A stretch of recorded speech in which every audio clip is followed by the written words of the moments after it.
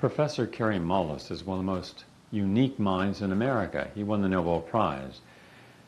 We did this interview late at night at his home on the ocean. Do you believe that we have made science our final arbiter on what is right? And as a result, we continue to look at science, and scientists hold themselves up to make the decision that this is right behavior, that's wrong behavior. You can do this, you can't do that. It's a good question, and I think the answer is definitely that science, in a way, having led to this sort of decline of let's say the Protestant Church.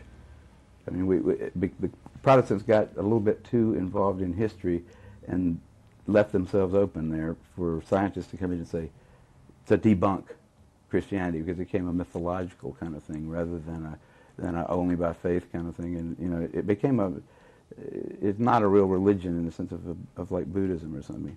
Science, having been involved in that, people said, well, we're not going to go to church anymore. It left a big hole in a lot of people's psychological makeup that has, I think, been filled to some degree by the ecological madness that people have got jumped into. And there, the scientists are, like you say, they are considered the final arbiters of what's good for the planet or what's bad for the planet. And they hadn't got the slightest idea. Instead of wearing white robes, they wear white lab coats, Instead of bringing you the word of God, they bring you the word of the EPA or whatever. And they don't have to understand what it is that they're making you do, in fact. And people, I think they fall naturally into it because there is a need in humanity for something like a religion, something that makes you feel a part of some larger kind of group, something that you think, in spite of your wormy little life, makes you a part of something good, something big, something that makes sense. But doesn't it also happen that when people were naturally evolving, it was necessary for them to take a responsibility for a major part of their life? If they couldn't make their own decisions about their own sense of reality in significant ways, then they would have succumbed. Today, very few people make many decisions that are really significant. If they feel something's wrong, they go to a doctor. The doctor frequently will tell them, this is your condition, and this is how to treat it. People are not questioning innate knowledge or innate healing, and as a result, we've relied upon a pharmaceutical model for all of our healing. In fact, medicine doesn't mistrust nature, mistrust the person's own ability to have their own healing experience. Well, I think people are still responsible for their decisions, and they still make them just like they always have, and they do it with insufficient information just like they always have. It's just that the world's a little different now than, say, 2 million years ago, when maybe it was a matter of, do we go down there with the family next door, or are we going to stay up here in the canopy, or whatever. I mean, the decisions that people make are important to their lives, and they certainly accede to authority a lot, but I think that's always been I don't know if there's no evidence in my mind for the time, from anthropological stuff, that there weren't always rulers and people that we've always had a hierarchical order. Right. Even in the caves, we've had a hierarchical order. I believe in fact, my new book is just on that very topic, on life energies, where each born with a different life energy. I'm very concerned when the media publishes a story that came out recently in the New York Times and all the other papers, that now it's being mandated that there's going to be pregnancy tests to determine if mothers have HIV, if the babies have HIV, and then put the babies on antiretrovirals like AZT. Well, if you have a baby that has no developed immune system of its own, should be getting breastfed to develop an immune system, it's going to take many months, in fact several years, to really fully develop.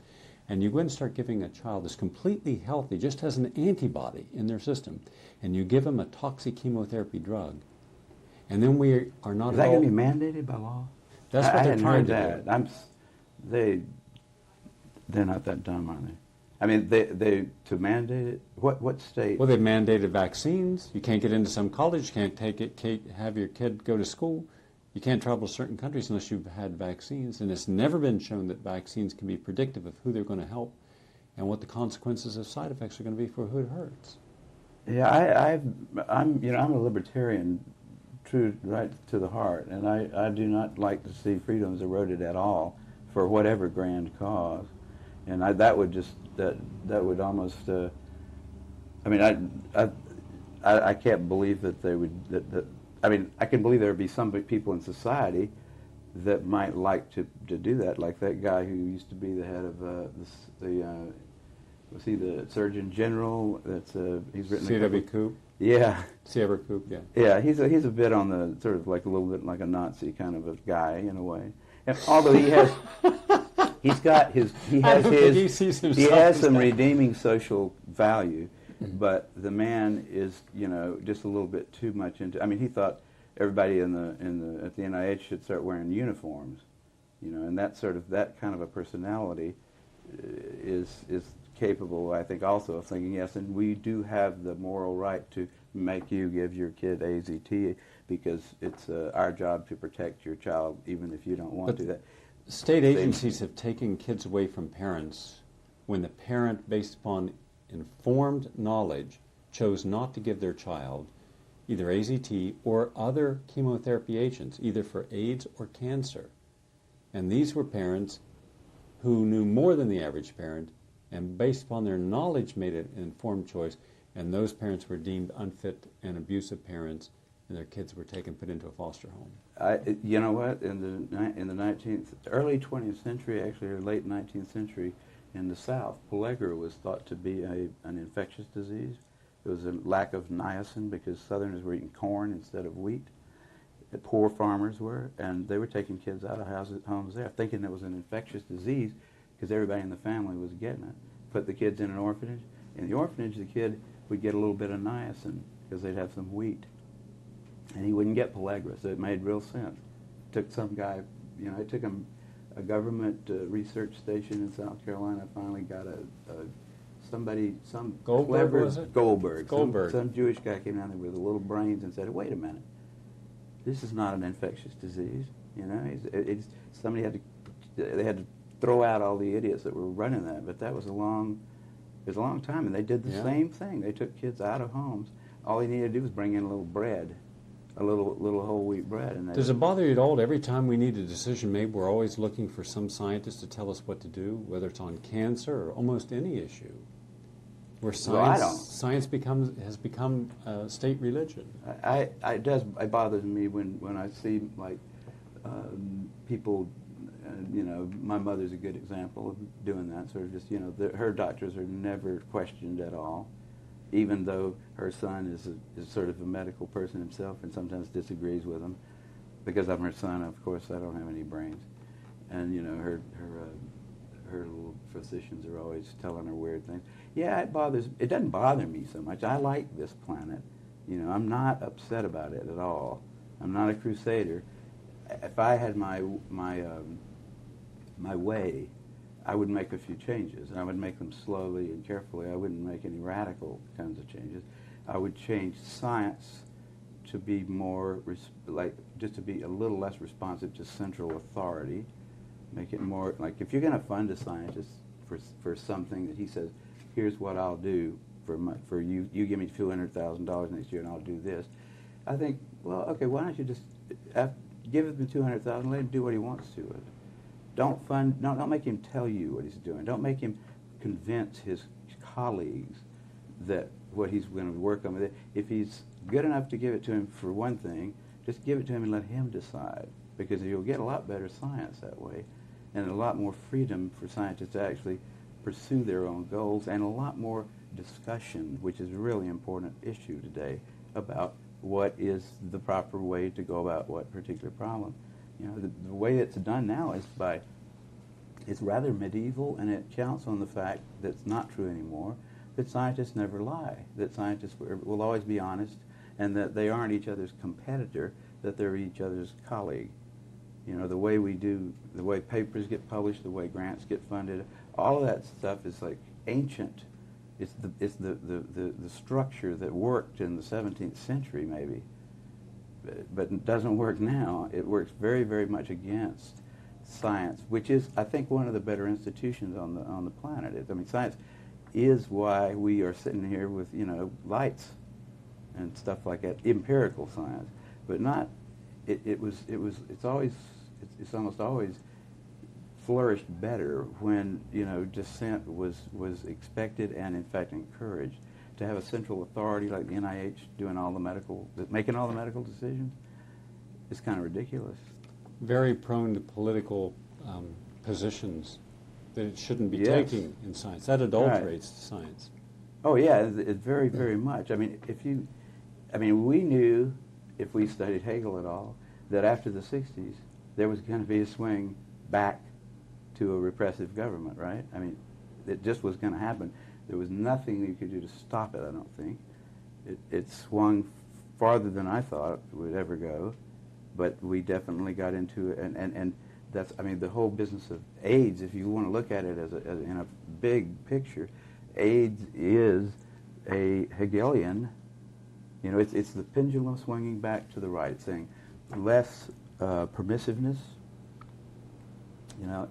people that don't pay attention to their grandmother's code of ethics are going to suffer for it. All right? And you can figure out all the little mechanisms of how that happened, but you can also just look at it in the big picture and say, yeah, that was going to happen. And now is going to come a time pretty soon when it's going to go back the other way. Hopefully, the swings. I'm afraid that Hegel. You mean we can not start right. to have some sex and enjoy it, not feel guilty about it? I never stopped. I said those guys aren't going to tell me what to do with my personal life. I mean, and I know enough about the details of it to where if somebody wants to debate me about it, I can do it. And I would always try to be informed before I would make that decision. But also, if you didn't know anything at all about the science of biology, and you just looked at it from a sociological point of view, you should have been ready for the 80s. It's going to happen. It always does. Now, Hegel probably, I think he had the impression that the oscillations get less and less. It's sort of a damped pendulum. It finally settles on something that's great. I think he missed there. I mean, it's chaotic. It's like he had the wrong geometry. But it will go back and forth, and it will, because that's the way that is. In fact, it's probably important to the success of any species that it tries some experiments, but it never goes too far from something that has survived, right? Yeah. I mean, you can see it as sort of it's an evolutionary standard in a sense.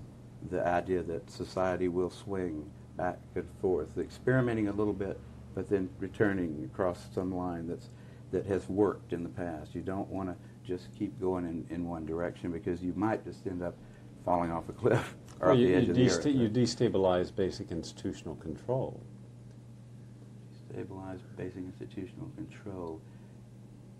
You mean as in the course of history? Individuals can make radical adjustments in their own lifestyles. Institutions never do. There's never been major institutions that make radical shifts, because they'd be shifting their power base. The whole effort of an institution is to maintain its power and stability of the power. So anything that threatens that stability is considered undesirable. I would agree with that. But I mean, the institutions do go. They have this shifting sort of thing, but they don't go very far. Very small. I try to stay out of that stuff as best as I can, but personally.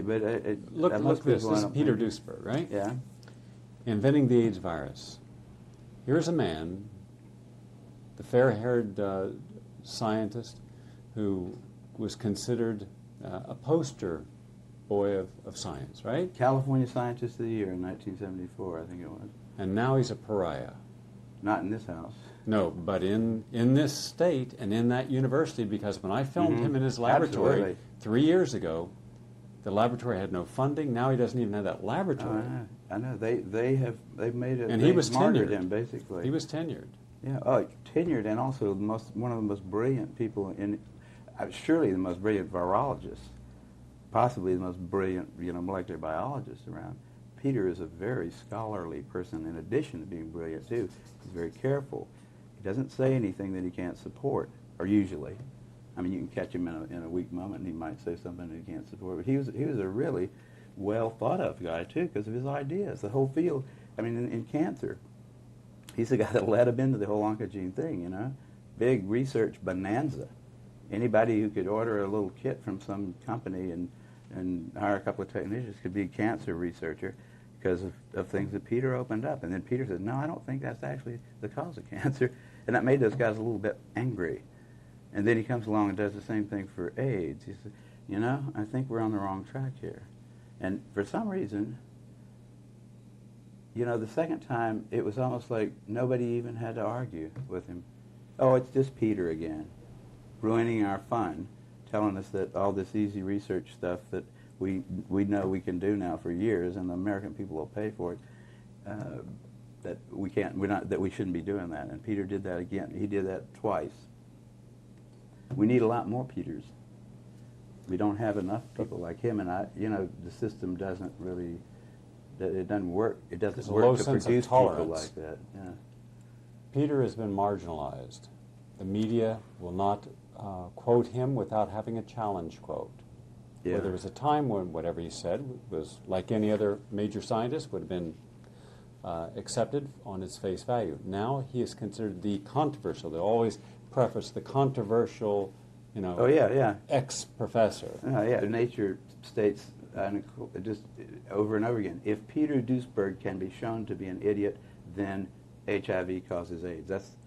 That's what the argument comes down to in a lot of the media. It's just, it has nothing to do with, they don't talk about, the issues at all. Nobody has ever come up with the arguments that need to be brought up to decide whether HIV has any effect on anything. But let's just look at a few of those arguments for a few moments. If they are right, they meaning the NIH, NCI, Gallo, Fauci, if they're right, then their predictions should be right also, that we would have a pandemic worldwide, an epidemic in America, an infectious disease, sexually transmitted, that hetero and homosexual equally be susceptible to. That's their first argument. Based upon that, everybody got terrified. You mean we could get sex, have sex and get AIDS and die? Then we put the big chill on promiscuity in any form, and then we started making accusations about who caused this and then started blaming. Has any of those initial predictions come true? Well, HIV, according to the CDC, if you look at and this is, anybody can buy the annual medical yearbook from Britannica, $39 or something like that, and look in there and see. And there's always an article in there about AIDS, and it's usually there's somebody from CDC giving a number, saying here's the number of North Americans infected with this virus. The articles usually preface, the headlines is HIV spreads into some new area, right? Spreads into heterosexuals, spreads into women, spreads into teenagers. But the number's always been the same since they started measuring it and estimating the number of North Americans infected by this virus. It has remained constant at approximately 1 million for 10 years. That is not an epidemic. Now it's okay. They had to drop it because they had realized all the false positives were starting to really mount up when they got into a population that did not have a lot of positives, and then the false positives become predominant. And you know what? This is the craziest thing I cannot believe this. When you find a kid, like a 19-year-old boy from Montana who's joining the Air Force, he turns up HIV positive. And he's not been around the block too often. Nobody's ever bothered to check his mother to see if his mother is also HIV positive, in spite of the fact that we all know that if a mother is HIV positive, there's a 20 to 30% chance that all of her offspring will be. Right? I mean, everybody accepts that. But for some reason, they can't see the simple reverse of that and say, wait a minute, this kid in Montana who's raised on a farm or something, who's HIV positive, probably didn't get it from, hanging out in the bathhouses in L.A. He got it somewhere. Why don't we just look at his mother and see if he got it? Because all you need is about 10 or 15 mothers of 19-year-old boys that have HIV and did when the kid was born to blow that theory right out of the water. No one's ever done that work. I don't understand why. I contacted the CDC and I asked them, did you do blood workups on all the people that you claimed were included in the AIDS figures from day one? The answer was no. No, they didn't. About 25% of those figures were based upon symptoms. Then right. I said, yeah. A presumed diagnosis of HIV. That was just like... And I said, but if you're presuming it's HIV, hence AIDS, you must presume then that you have a gold standard. Nothing else could have caused the same symptoms. And I said, there are at least 7 other... Friendly fun. Yeah. And I said, there are at least 7 other diseases that have the same identical symptoms of AIDS, such as tuberculosis and malaria, and also cytomegalovirus in its advanced stage, and tertiary syphilis. And I was going through some of the diseases I had found that have this, and they kind of shrugged their shoulders and didn't address the issue at all. They just avoided it. Then I asked them about Africa, and I said, no.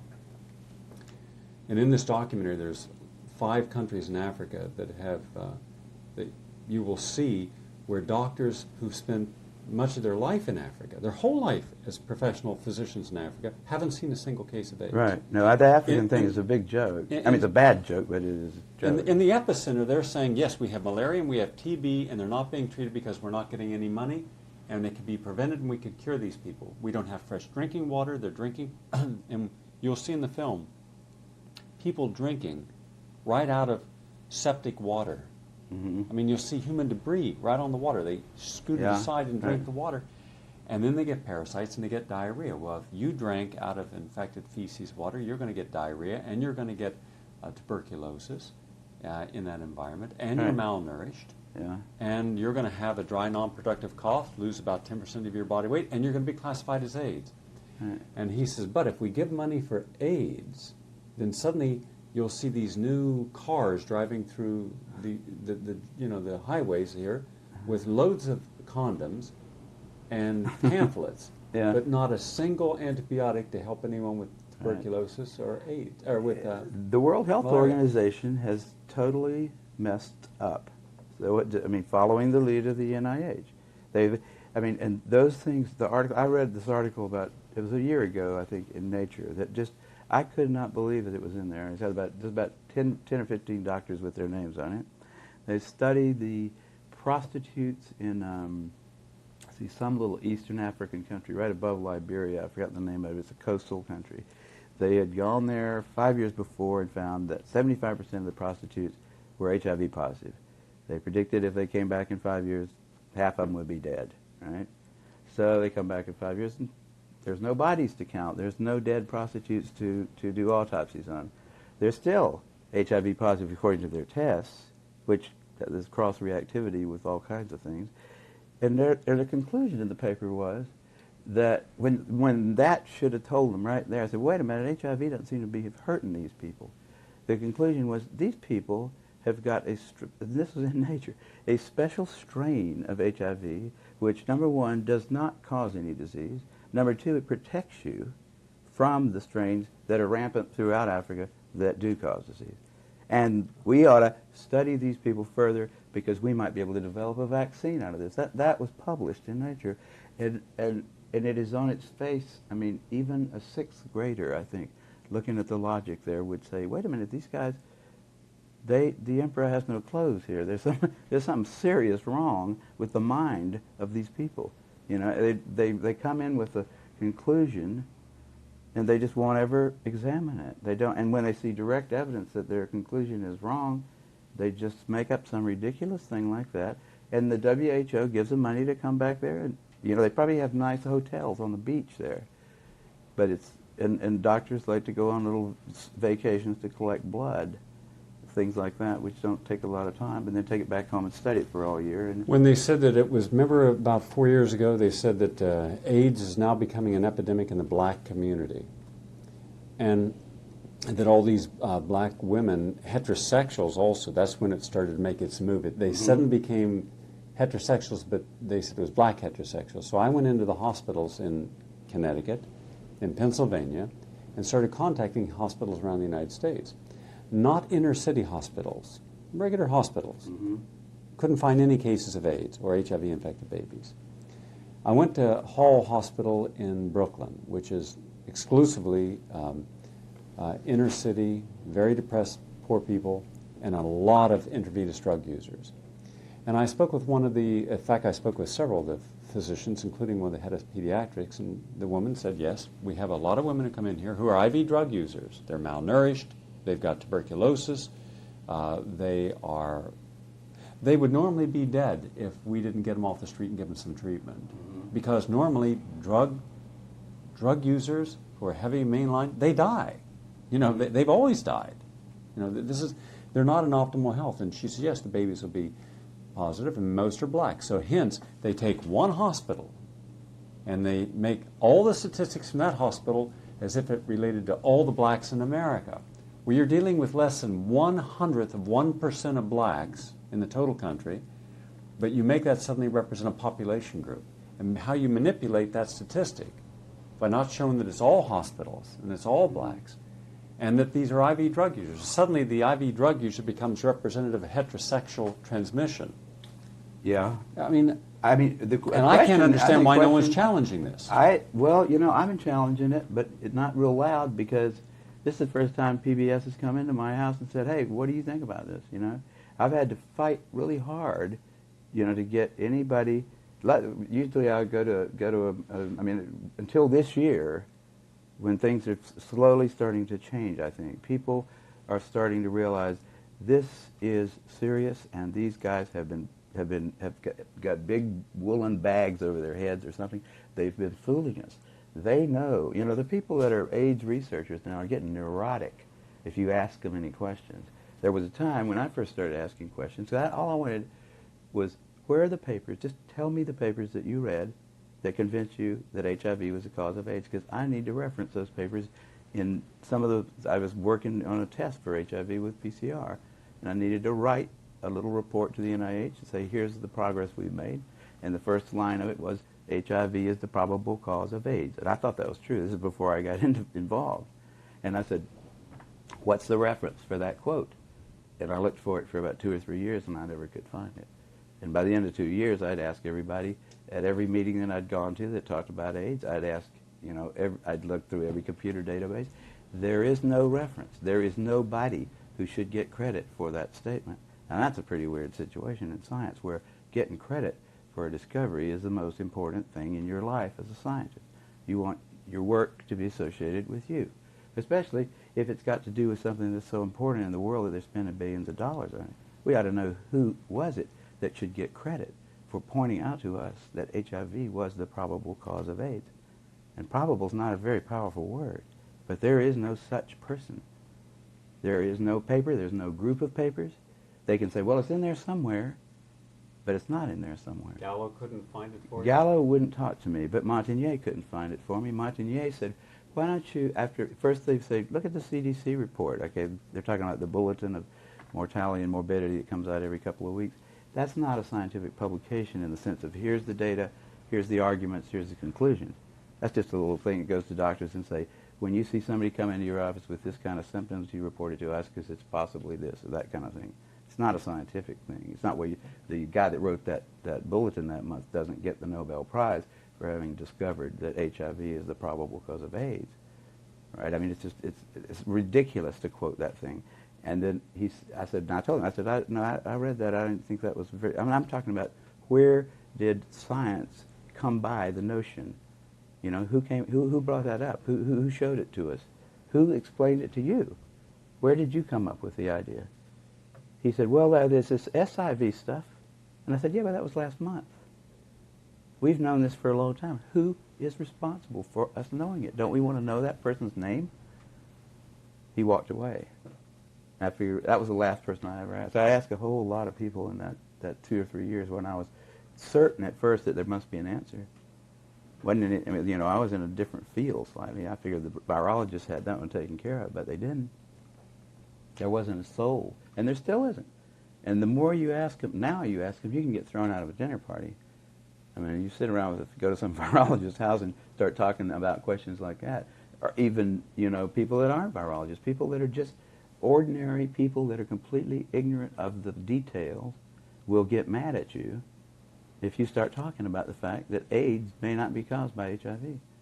Just say something simple like, it may not be caused because I can't find any evidence that it is. these people that are being treated with AZT, a fairly lethal drug if you take enough of it, they may be taking a drug that's killing. I mean, you'd think the Oklahoma bomber is a bad guy, right? There's nobody in the United States that doesn't think the guy that killed those 200 people in Oklahoma for no good reason, shouldn't be sentenced to death, probably. I think we all agree if he did it, he ought to be killed. Now, is it not criminal, just as bad, and maybe worse, to sentence a whole lot of other people? I mean, these people, there are people dying just because of AZT. I mean, that's proven in big studies like the Concord study. The conclusion of the Concord study was, this stuff is not good for you. The little skeleton on the little crossbones, the skeleton and crossbones on the bottle says probably wouldn't be a good idea to take this stuff unless you've got a good reason to. Now, I would say that probably, there've been, I don't know how many of the people who have died, so-called of AIDS, have actually died of AZT. Because it certainly would wreck your immune system to take that stuff for a few years. It's like if you started taking any other chemotherapeutic agent for the rest of your life, it would be that agent probably that killed you. When you give chemotherapy to somebody with cancer, you give them a round of it for maybe 14 days or a few days. Hopefully you're not going to kill the patient. You're going to kill the cancer. The patient's going to survive. But you don't keep giving it to him until he dies, because he certainly will. And AZT is just like those things. It's a little more lethal than most of the anti-cancer things that people take for that. Everybody knows that those things, you wouldn't want to just keep taking them until you died. Why would they? I mean, how can somebody say, take this drug? It's not making you well, by the way. It's making you feel terrible. But we don't have anything else to give you, and this is going to cost you $8,000 a year. Because someone postulated that the AZT would stimulate T cells. And then it was shown that it did not stimulate T cells, that it was, in a healthy way, that it was causing the body to have a hyperimmune reaction. I didn't know somebody thought it was going to stimulate T cells. I thought they figured it was going to kill that virus because it's going to terminate DNA reproduction. Yeah, that's what it does. And it certainly does that, and it does that quite well in a lot of places that are not viral. I mean, it does that in normal any rapidly growing tissue, just like any other chemotherapeutic type agent. Hypothetical situation. Let's assume for a moment that HIV is the cause of AIDS, just for argument's sake. Okay. Right? How many HIV cells are there generally compared to healthy cells? You mean how many cells are infected by the virus in somebody that fairly... Yes. The numbers vary wildly around, all kinds of... I wouldn't ever... I mean, there used to be a time when people said 1 out of 10 to the fourth, then they went to 1 out of 10 to the... There are some papers that say 1 out of 10 and 1 out of 100. It's not like it's got them all, for sure. And okay. I don't think that means it can't cause the disease, though, because, it could do something subtle, and it might not have to be in every cell. It's just that there isn't any evidence for that. And, But what is the benefit of killing 100 or 1,000 or 10,000 healthy cells to kill one sick cell? Well, if that one sick cell had some property about it that was going to get you. But has that been shown to be the case? Well, if it was, let's say you had a way of when you try to kill cancer cells, you kill a lot of healthy cells too. It's not a very effective treatment, but the argument is you got nothing else to do. You're going to try to kill the cancer. Hopefully it's more susceptible to the chemical than the healthy cells. Now, in this case, they have the same argument, except for the fact that they say you're going to keep on using this drug knowing that it's killing your healthy cells until you die.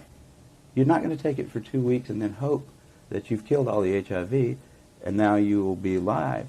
It's not like that. They said, no, we're going to do the same thing that we do to cancer, but we're just going to keep on doing it until you die. And hopefully it's going to prolong your life. Well, if it doesn't prolong your life, what they look for is surrogate markers. Now, have you heard that term battered about? Surrogate markers means, well, it doesn't seem to do anything for the disease, but it does every now and then do something for the level of CD4 cells that we measure, or it does something for this or that. Not that anybody really knows whether you want more or less CD4 cells at any particular time in your life. A lot of diseases cause CD4 to go up. A lot of diseases cause it to go down. Nobody's even sure if a CD4 cell is always a CD4 cell. It's a marker on the cell at the time that they do this little counting procedure, which is to stick a fluorescent tag on there and say the ones that light up have CD4 on the outside. And we don't really know what those cells do. The immune system is incredibly complicated. And the immunologists' brains are not nearly complicated enough to deal with it. We have these little, there are theories all over the place, but no real competent immunologist would tell you that CD4 levels was a surrogate marker for anything until we know more about it. But that's what they're using. That's what the FDA is saying. Yeah, you don't have to show that it helps them. These protease inhibitors, the same thing. You don't have to show that it helps the patient. You don't have to show a single life saved. All you have to do is show some little clinical indicator has changed in a way that somebody is hoping is going to make you better. It's a round argument. I took a group of individuals who were HIV positive, husband and wife. They had both been intravenous drug users for about 8 years. Put them on a detoxification program. Gave them a protocol under a physician where they were using ozone, vitamin C drips, bitter melon several times a day, liver flushes, blood cleansing with a lot of chlorophyll-rich juices, and glutathione intravenous. At the end of 1 year, the woman seroconverted to negative, and her T cells went from around 400 to 1,200. The husband's were at 0. Both are ideally healthy. There's not a single opportunistic infection. Not only that, there's no indicator infections. For instance, they had cytomegalovirus, they don't have it. Herpes, they don't have it. Herpes 6 and mycoplasma don't have it. So here's two people. He's a construction worker, right? Yeah. Totally healthy. She's totally healthy. He has 0 T cells. She has a lot of T cells. Hers went up, his went down. And so clearly in this case, the T cells were irrelevant. Nobody was counting those cells with those the markers like CD4, CD2, CD8, that kind of stuff. Those had just become available to Gottlieb, I think is the guy that did it in Los Angeles, as AIDS came about. Okay, he had about 5 patients that were AIDS patients. His personal research interest was in using these new antibodies, OK4, OK8, that somebody in Japan had made that could distinguish types of T cells. That was just a research interest of his. He wanted to see what they would tell him. You know what they did, and then they came up with names for them, like helpers and suppressors and that kind of stuff later. But they really didn't know. They didn't have any experience. There was no experience. There was no log of what a CD4 level meant before AIDS came along. And then they decided low CD4, bad. High CD4, good. Go up to the Andes and look at somebody who's never had an infectious disease. I'll bet you they don't have any CD4 cells at all. They don't need them, probably. They maybe have a couple waiting. But we don't know those kind of. I took a group of marathon runners who were terribly healthy, never had any risk factors at all, vegetarian, and they were running a marathon. All of their CD4 cells were very low. In fact, so low, even though they were totally healthy, getting ready for the marathon, that had they gone in with any kind of experience of a symptom and someone measured their blood, they'd have said, oh, you're a candidate for AIDS. Mm-hmm. So there are many conditions. Cytomegalovirus will bring your CD4 down. Epstein-Barr virus, ubiquitous in our population, 90% of the public have this. Herpes will bring your CD4 down. Malaria brings your CD4 down. TB throws them clear down into the cellar. So when something is so inaccurate, to make that a gold standard, that concerns me. Also, well, it's ridiculous, is what it is, and the question really is whether it should be considered criminal behavior on the part of people who have the public trust. It is criminal behavior to set off a bomb in a federal building. Is it criminal behavior to start passing out poisons to people who have no real diagnosable diseases, to babies, for instance? And the question, I think we get off in the details a lot in this thing, and it has been probably the worst part of it from the point of view of the public. There's only one real question that's relevant, and you don't have to think about CD4 cells, you don't have to think about all these other diseases with Latin names and stuff. You have to think about one thing. Who is it? And where is the paper that he wrote it down in who figured out that HIV was the cause of AIDS? Right? Who is that guy? If there's no person who can stand up in front of a scientific body and say, I'm that person, or this team of us did that, and here's how we showed it, You know, you don't have to get into the details. You don't have to worry about the hemophiliacs in Africa. You don't have to worry about all the sort of subterfuges, in a way, that just keep coming up to complicate what is really a very simple situation. Here we have a bunch of people that are definitely sick for some reason. It's likely that their behavior was so radically different than the behavior that had gone. It was an experimental kind of behavior, in a way. It's not unlikely that they would have some kind of problems, some health problems. People stop sleeping and eating. People start using all kinds of substances instead of food, and they're associating with the world is getting more and more densely populated, and we're spreading more and more diseases around. It's not totally shocking that those people should come down with some diseases that'll kill them. So we don't need to postulate that there was an infection going on, since nobody actually did show that there was. What's the fuss? Why do we have to even think about CD4? Why do we have to think about, you know, all the details that they keep mercilessly bringing up? Why do we have to think about the whole genome of this little organism that has not yet been shown by anybody definitively, or even really probably, to cause a disease? What is it? What is it about humanity that wants to go to all the details and stuff and listen? You know, these guys like Fauci get up there and start talking. You know, he doesn't know anything really about anything, and I'd say that to his face. Nothing. The man thinks you can take a blood sample and stick it in an electron microscope, and if it's got a virus in there, you'll know it. He doesn't understand electron microscopy, and he doesn't understand medicine, and he should not be in a position like he's in. Most of those guys up there on the top are just total administrative people, and they don't know anything about what's going on the bottom. But the simplest person on the planet can say, well, if we know that this disease is caused by HIV, how do we know that? Who figured it out? Is it in the Bible, you know? Or is it in the Journal of the American Medical Association? Is it in some place where we can all look at it? That's what science is supposed to do. It's empirical science. That's what we do. I ask, I think, a more fundamental question. If you're saying that HIV, not you, but rhetorically to the scientific community, saying HIV is the cause of AIDS, then are you saying that HIV by itself is the cause of AIDS? They say yes. Then I say, show me where any study has ever been published where HIV by itself has caused any illness at all. Now you're saying it causes 29 illnesses, including Kaposi sarcoma. And I say, show me the evidence that in the absence of any other risk factor, any other antigen, HIV causes Kaposi sarcoma.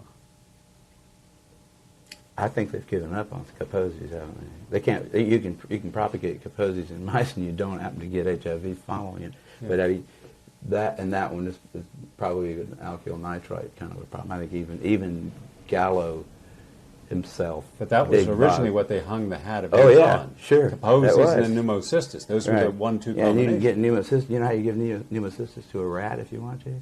Put him on a low-protein diet and give him some steroids for about 6 weeks, and he'll get pneumocystis. These guys were doing that same thing. Low-protein diet and a lot of steroids. I mean, all kinds of steroids. And that's the known way. I mean, that's what the people that study pneumocystis, that's the way they produce a rat model for pneumocystis. It's like, but you don't, again, like I don't think it's worth my time to worry about the details in this thing, because the really big fact is missing. Why do we think, just because Bob Gallo gets up, takes his sunglasses off and says, gentlemen, you discovered the cause of AIDS. That's all we have. New York Times article, CDC report, that's all we have. That's not enough. That's not enough to that is not sufficient to like publish even a meager little scientific paper somewhere. That isn't enough for scientists to believe some inconsequential fact about some star 50 light years away. You know, that's certainly not enough to treat at the cost of billions of dollars a year, and at the cost of a lot of lives and anguish and just destroyed. Lives have just been totally ruined by this thing, on the basis of some flimsy little statement made by a guy who's known to be a crook in lots of other ways, He lied about a whole lot of other stuff. Why do we trust him there? If he was a witness in a courtroom, we wouldn't trust his testimony. We've caught him in too many lies. You don't trust him anymore. We don't trust. We don't trust Gallo. We don't trust him. Nobody should trust Gallo. Gallo's been caught too many times making up stuff. Okay, who do we trust? Fauci. Fauci doesn't know enough to, If Fauci wants to get on television with somebody who knows a little bit about this stuff and debate him, he could easily do it because he's been asked. I mean, I've had a lot of people, president of the University of South Carolina, ask Fauci if he'd come down there and debate me on the stage in front of the student body because I wanted somebody who was from the other side to come down there and balance because I felt like, well, these guys can listen to me, but I need to have somebody else down here that's going to tell me the other side. But Fauci didn't want to do it. He didn't want to talk about it. Based upon the HIV equals AIDS hypothesis, they didn't give us the test. Now, they didn't give it to us, they sold it to us. Now, who sold it to us? Who gets money off the Bob Gallo himself was getting quite a bit off of it. He had to give a lot back to Montagnier when it was finally proven that he stole the virus from Montagnier in the first place. But Montagnier and the Pasteur Institute are getting $1, I think, or so every time that somebody gets an HIV test. Is that test a gold standard? Will it only identify this HIV virus? If you get it twice in a row, you have a pretty good chance of getting a plus one time and a minus the next. I mean, it is not. It's nothing more. Even if the virus were a deadly virus, we wouldn't want to use that test to test it. I mean, that test was responsive. Although that's why they thought for a while that it was widespread in Africa because it cross-reacted with antibodies to malaria.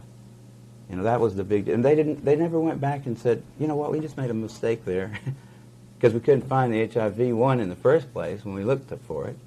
When we looked for the organism in Africa, we didn't find it. So we found something else that was close enough, 33% difference in sequence. It's not close at all, not for retroviruses. They found something else. They said, this is HIV-2, we're going to call this for a while. Now they just dropped that whole thing. They don't look for it at all anymore. You go into any kind of a like a lot of places in Africa, the only kind of place you can get any medical treatment is at WHO hospital that's there for AIDS, right? So anything you come in there for, you cut your knee with a machete, you're an AIDS patient in some little book somewhere.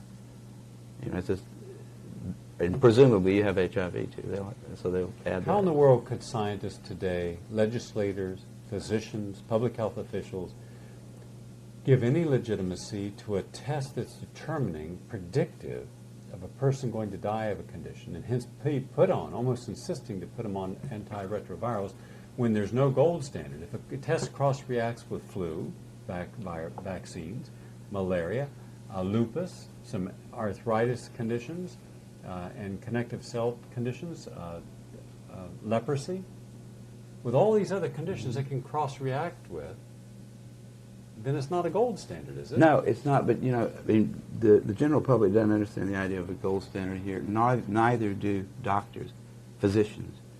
So, I mean, you just pull the average physician away from his convention someplace in Cincinnati or something, and sit down and have dinner with him and talk to him about this kind of a situation, and see how much he really knows. Like, does he know what a Western does?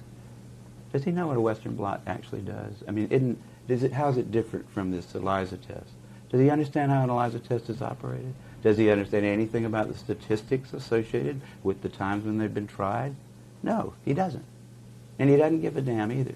What he knows about is that when he has a patient, he charges them a certain amount of money for every treatment that he does, for every little prescription that he writes, and he likes to have a lot of patients. And the county health department also knows that due to the Ryan-White Act, for every single person who is diagnosed as having AIDS in the county, $2,500 a year from the federal government.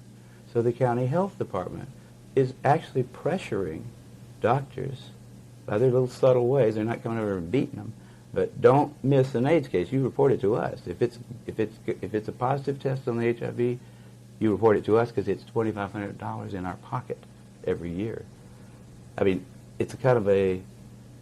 I mean, there's plenty of reasons why they're doing it, but one of them is not that doctors are intelligent people in this particular. I mean, the doctors have been dumb. The people that have taken the drug have been idiots also.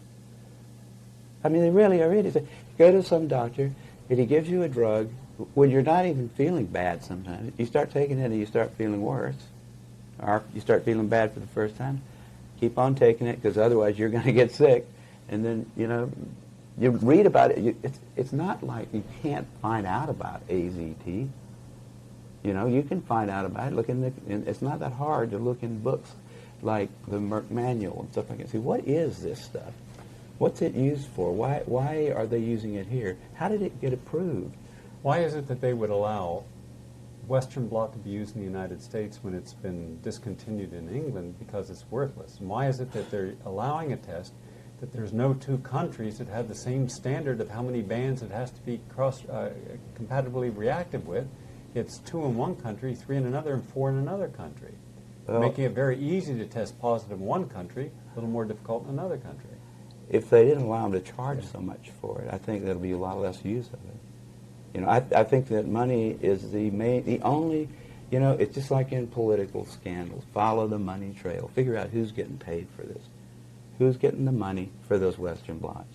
There's your person who's going to always come down on the side of, you got a confirmatory Western blots, they call it. Do a confirmatory Western blot. Well, let's see. And those things are so hokey, it's just ridiculous.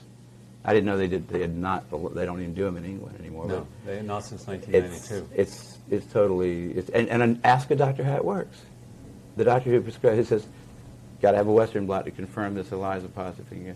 How does that work, doctor? Sir, what are they now measuring about me that's different from what they measured with the ELISA test? He wouldn't know. He's not got any idea. I'll bet you there's scarcely 50 physicians in this country that know what a Western blot really is.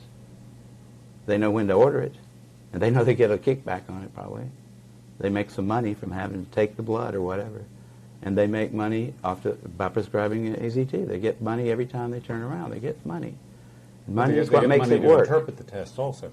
Well, of course. Why is it that a person would get a vaccine shot like hepatitis or measles to create antibodies, to get an antigen reaction, so that the body will now have a memory cell so that when they are exposed in the future, they will be able to call upon that immune response?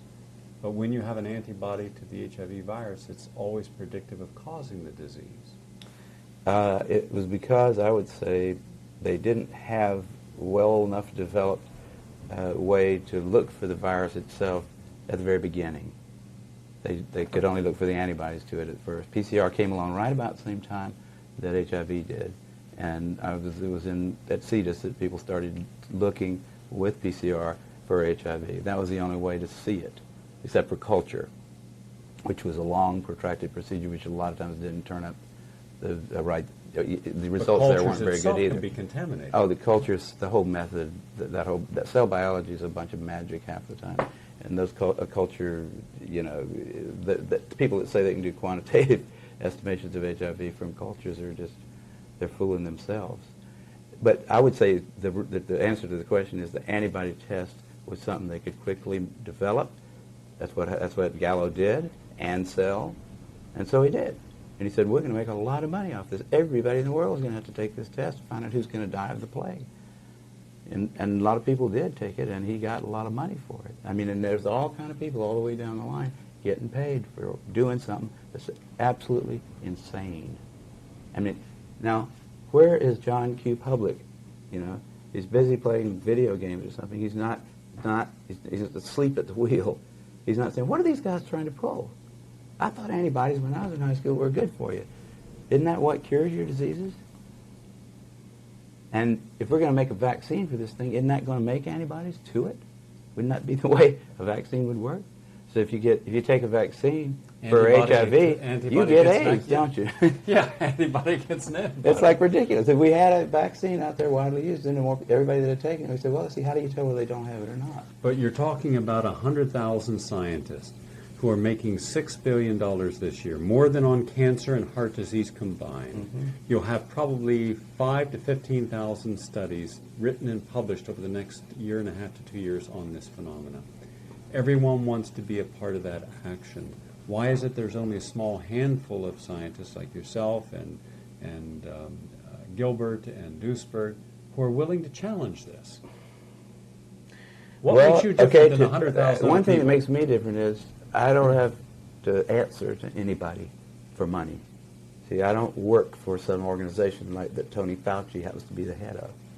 Like a lot of people, like Duisberg, had the intellectual integrity, knowing that he was going to catch it, knowing that they were going to just have a heyday pulling his grant. He went ahead and said it, and he's been martyred. Okay, they couldn't touch me because they weren't paying me. They can laugh at me. They can write stupid little articles in Nature, but they'll learn eventually to feel foolish about having done that. I know that's going to happen. Duisberg knows that one of these days, these idiots are going to have to face the music. I hope that he's kept that in his heart all along. I think he has. He knows one of these days, because you can see the insanity. You know, and when they make stupid comments like John Maddox one of these days, John Maddox is going to have to, eat it, basically, because he's been just personally, without Maddox doesn't know nothing about biology. He doesn't barely know anything about physics. I know more about physics than he does. He considers himself a physicist. He writes these dumb little editorials and stuff like that. And then these stupid personal attacks on Duisberg seem to be like scientifically justifiable somehow to the editor of the foremost scientific, or what used to be the foremost scientific journal in the English language. It's not anymore in my eyes. I still take the thing, but I just look through there occasionally. I don't read it with seriousness to find out anything anymore. Does it bother you that there is censorship in scientific publications and even in the major media? Yeah, it bothered me when Nature rejected. Right after I got the Nobel Prize in chemistry, man, I can't even write a short 4-page hypothesis about what might, in fact, be a probable cause of AIDS. A hypothesis that was a useful one because it suggested a way to disprove it or prove it. That's what a hypothesis is for. It's to sort of suggest experiments that will try to disprove the hypothesis, or if you can't disprove it, you start slowly accepting it. And so Lancet, Nature, Science, those people say, we don't need a hypothesis directed at understanding what might be causing AIDS. We already know. And I call back the editors and I say, no, wait a minute, you got to, like in Lancet, there's got a section called medical hypotheses. That's a type of an article you can submit. I said, this is a hypothesis. This is a very good hypothesis. Not only can it be proven or disproven easily with rats or mice, but if in fact it shows, if it turns out that this does cause AIDS, you'll have a model system, an animal model system, which would be worth billions of dollars to the pharmaceutical industry. It was a beautiful little hypothesis, cute little thing. It wouldn't have taken a lot of work to prove or disprove it. But it wouldn't take any work to publish it. But not anybody would touch it. I finally published it in some kind of, I think Genetica finally published it. And it may or may not be the cause of AIDS, but it the fact that you can't hypothesis? Even, it's a sort of a variation, I thought a clever one on the idea that you have overloaded your immune system. These people, if you think about time in terms of evolutionary time, and you see the population of humans growing like it has, the chances of you getting a human virus today are a hell of a lot higher than they were, say, 10,000 years ago. And it goes up in a funny way. If you are hanging out with let's just say that there are an infinite number of retroviruses in the world, because they're changing so fast you couldn't really count them. Okay, so there's a number of retroviruses that's basically a function of the mass of human flesh, human retroviruses, and also it's proportional to how much that flesh interacts. So as it starts to get dense, more and more people are in your life, you get more and more chances of getting retroviruses. Now they all might be harmless. The chances are good that they are, because they're just barely alive. But if you hang out with 1,000 people a year in a way that would maybe allow you to get some or most of their retroviruses, and they hang out with 1,000 people a year, and they hang out with 1,000 people a year, you're hanging out with a fourth of the human race. You're getting all the retroviruses from all over the planet. Now, it might be that none of those things by themselves are going to hurt you, but we know that some of them do grow in your immune cells, right? And they come in at very low multiplicity. You don't make an immune response every time you get a retrovirus inside of you somewhere. But if you have a cell in your immune system that has a retrovirus in it, and you promote that to clonality because it's going to be a part of an immune response, that cell, then the retrovirus will definitely escape. It will flower, in a sense, and it will then have to be dealt with by the immune system because there'll be enough of it showing in the blood that the immune system will go for it.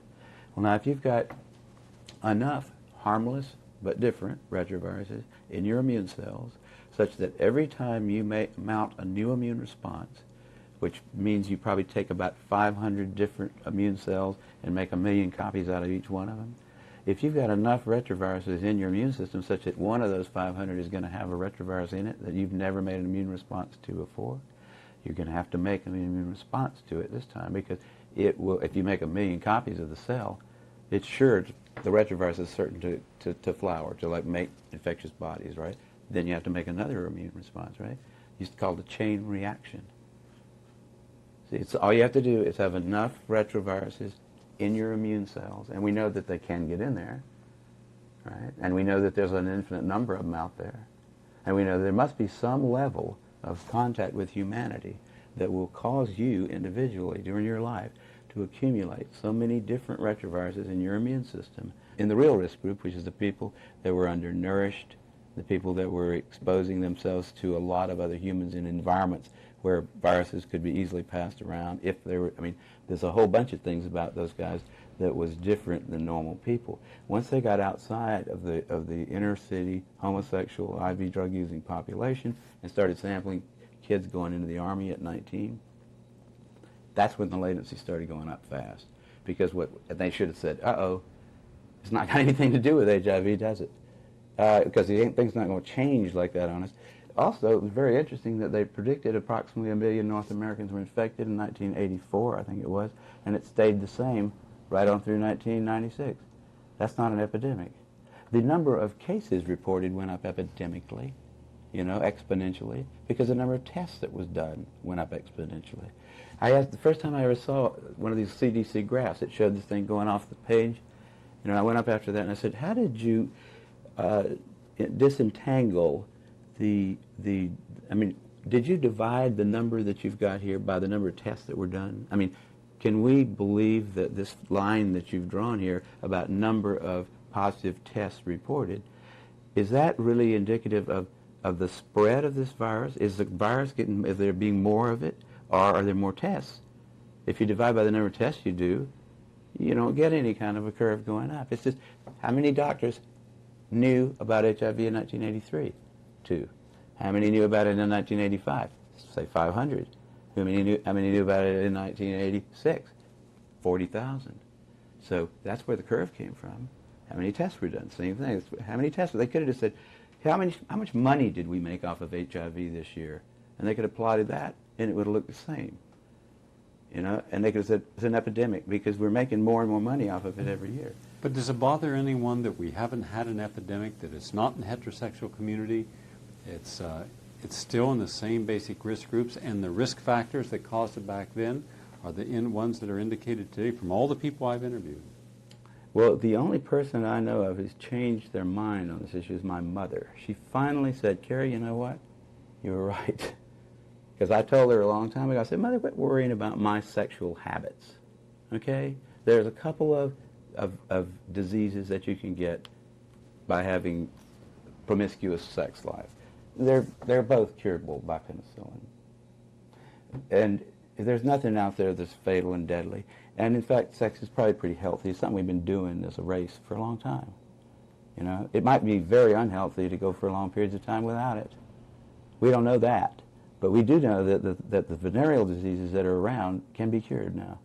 So what's the big scare, And she's, well, AIDS, I said, but it's not shown to be. So she's finally, I don't know anybody else who's actually come across. But I don't know everybody who's thought about it. But I feel like a lot of people are starting to learn.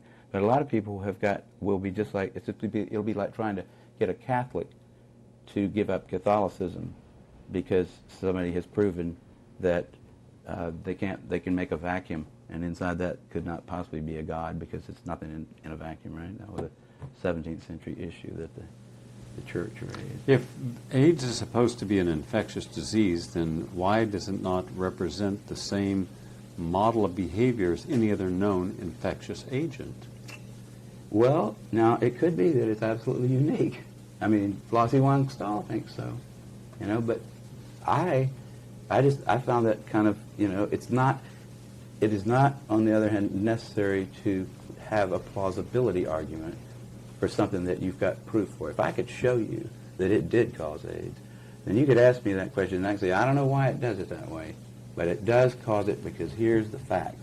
You give that stuff to somebody who doesn't have AIDS, he gets AIDS. Or some experiment that showed you definitely that. Yeah, but you can't show me an animal model. Well, I can't do that, can I? Because if every damn chimp that's ever been injected with it, it's lived in the chimp for a while. Chimp gets rid of it, makes antibodies. By definition, the chimp's got AIDS at that point if he starts to if it gets uterine cancer and it's a female chimp, he's now got AIDS. But none of those chimps died of AIDS. I mean, they're still alive and happy.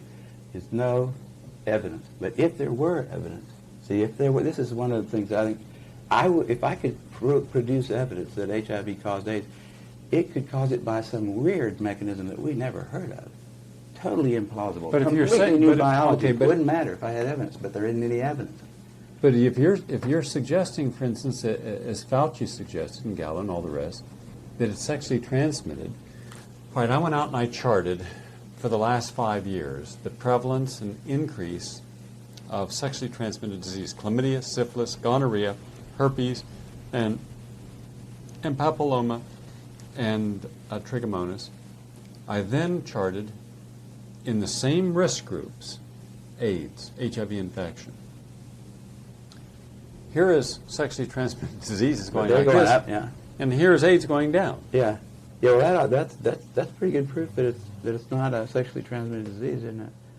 It was. I mean, why was it a sexually transmitted disease? Why did they say it was sexually transmitted? First thing they said, this is a homosexual disease, right? Yeah. So if you look back at the early kind of discussions of it, it's probably anal intercourse, right? We don't want to talk about it at dinner, but that's probably what it's caused by, right? So somebody in the CDC probably said, you know what? If that's the way it's transmitted, then Congress is going to say, good. We don't need those guys anyhow.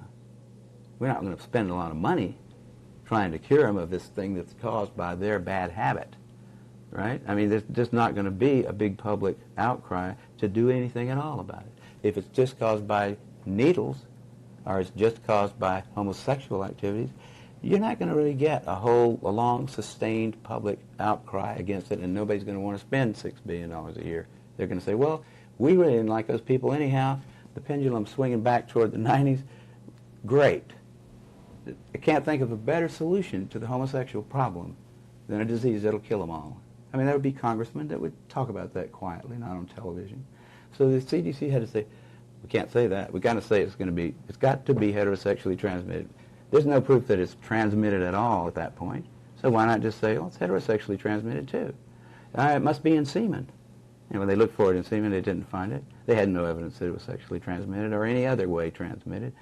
They just said it because that made it a plague. And the CDC needed one. The CDC hadn't had a good plague since polio. Their funding was probably going to be cut back if they didn't come up with one. The guy that was the head of the CDC, in fact, wrote memos that have been obtained, where he describes this as hot stuff. Just like they're playing with this ridiculous Ebola virus stuff, trying to frighten people there. That's like Coop probably loves that. He'd love to see Ebola come into Florida and start sweeping across the southeast. He could take his uniformed troops. They could have barricades. It could be just like in the movie. Those guys have got an agenda, which is not what we would like them to have, being that we pay for them to take care of our health in some way. They've got a personal kind of agenda. They make up their own rules as they go. They change them when they want to. And they smugly, like Tony Fauci, does not mind going on television in front of the people that pay his salary and lie directly into the camera. I mean, Did you ever meet Linus Pauling? I unfortunately did not bother to go down there, just like I didn't go up to see Richard Feynman until he was dead. Those are two people I wish I had just said hi. I'd just like to shake your hand because you're cool people. I knew Linus Pauling for a long time, and I found it interesting that of all the Nobel laureates in the United States and around the world, he, having two unshared, and I'm not aware of any other American to have two unshared Nobel Prizes, was never respected again by mainstream medicine or science when he supported that vitamin C could cause an improvement in people with terminal cancer. And I watched how all this funding dried up, even though he was one of the founding members of the National Academy of Science. He couldn't even get a grant from them. And it took him almost 14 years just to get a mediocre grant to study cancer. Even when the Mayo Clinic supposedly reproduced his results that he had obtained at the Vale of Leven Hospital in Scotland, where he and Dr. Ewan Cameron took a group of terminally ill cancer patients, divided them in half, gave half 10,000 milligrams of vitamin C every day of their life. Another group got a placebo, and there was a statistically significant improvement in the people who were receiving vitamin C. They turned around and did it at the Mayo Clinic, but they didn't use the same criteria. Pauling says don't use people who have chemotherapy, it'll knock the liver out. They use people with chemotherapy. Pauling says you have to give vitamin C every single day. They didn't. And so it was not the same study, yet they published it saying they duplicated his work. Then when they went to publish the results of what is a terribly flawed study, they didn't even give him the courtesy of saying, here's the results, would you like to examine it? And all he was given was a letter to the editor of New England Journal of Medicine long after the study. And I saw at that time how you can take one of the best and brightest in America, much as they did our greatest living scientist of the century, who was destroyed, Dr. Andrew Ivy. There was never a scientist who's been more cited in the scientific literature than Dr. Ivy. He was a jurist, he was a physician, he was a scientist, he was everything. But he supported Kerbiasin. And he supported Kerbiasin in a correct manner, and they destroyed him. And that's been shown. Now I'm looking at what the media has done to you, projecting you as a flippant, drug-taking, womanizing person who everyone has to wonder how you even got through college, let alone got a Nobel Prize. And I'm thinking, my God, haven't we learned? Haven't we learned from Andrew Ivy and Linus Pauling and Peter Duesberg what they'll do to the best and brightest? Well, you can't expect the sheep to really respect the best and the brightest. They don't know the difference, really. I mean, I like humans. Don't get me wrong, but basically, the vast majority of them do not possess the ability to judge who is and who isn't a really good scientist. I mean, that's a problem. That's a main problem, actually, with science, I'd say, in this century, because science is being judged by people, and funding is being done by people who don't understand it. I'm sure a lot of people could sit down with Linus Pauling and not realize that he was a brilliant man. I mean, most people wouldn't know him from, somebody who just was a little taller or something. I mean, nobody knows Richard Feynman. Or Richard finally showed a few people that, when he said, here's the O-ring, here's some cold water, see what happens.